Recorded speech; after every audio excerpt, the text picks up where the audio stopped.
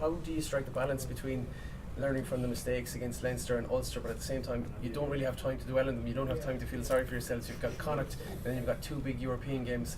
I suppose, how do you strike the balance between learning from those mistakes in the previous games but at the same time forgetting them and moving forward and focus on what's in front of you, because that's the only thing you can really change? Yeah, I think it's you don't have a lot of time to really learn a lot from your mistakes. I think you need to learn on the go. Surely in the game we learn a lot, and going into the next few days we look into the game, do a good review and see what we can fix and improve on. But there's not a lot of time. We only played 2 days ago, so we're playing on Saturday again. So we need to.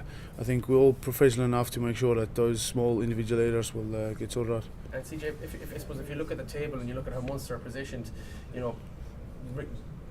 fairly well positioned with regards to a quarter final in the Pro 14 and European destiny very much in your own hands still. A lot of Munster fans would have taken that at the start of the season. I suppose, how do you look back at the first half of the season to date?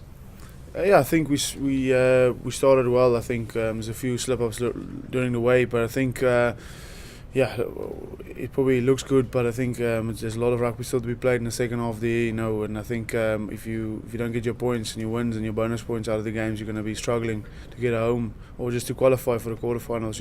And I think we've learned that over the last few years to know that everything is on our hands, and we need to make sure that we get our points and on the board and get our wins in the next few weeks. And because if you slip over as we did in the last few weeks and keep on with that form, that it's going to be difficult to perform, and you're going to get into a stage where you're not even going to get the opportunity.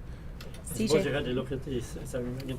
I suppose you had to look at the Connacht and Leinster match Saturday, and it was Leinster that were hanging on at the end. Super performance by Connacht. Yeah, look, these interpros are interesting. They bring the best out of all the players and all the coaches. And I think there was another good game. I think the wind played a big factor in that game. So it just shows that Connacht and Leinster can use the ball without really kicking a lot. They can just use the ball and play their plays, and make sure they get points on the board. And they scored 2 unbelievable tries, and it just shows the quality of the team there. What's the spirit of the camp like going into that game now?